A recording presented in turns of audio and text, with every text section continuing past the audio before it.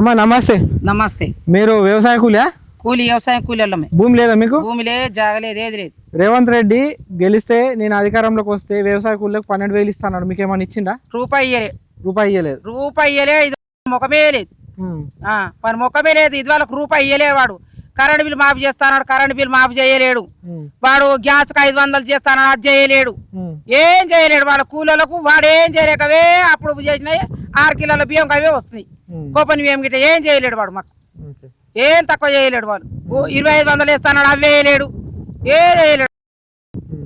Cylinder 500 cylinder వస్తలేదు. వస్తనే లేదు.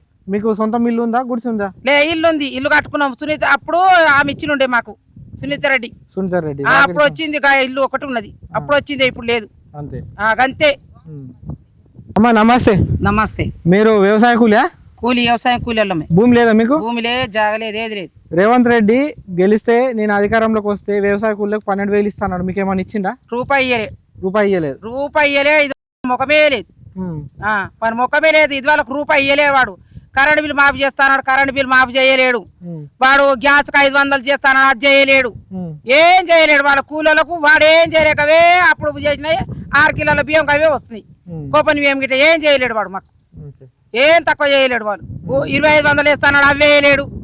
ఏ చేయలేడు. సిలిండర్ 500 సిలిండర్ వస్తలేదు. వస్తనే లేదు.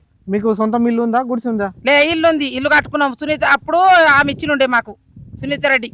రెడ్డి అప్పుడు వచ్చింది ఇల్లు ఒకటి ఉన్నది. అప్పుడు వచ్చింది, ఇప్పుడు లేదు. అంతే.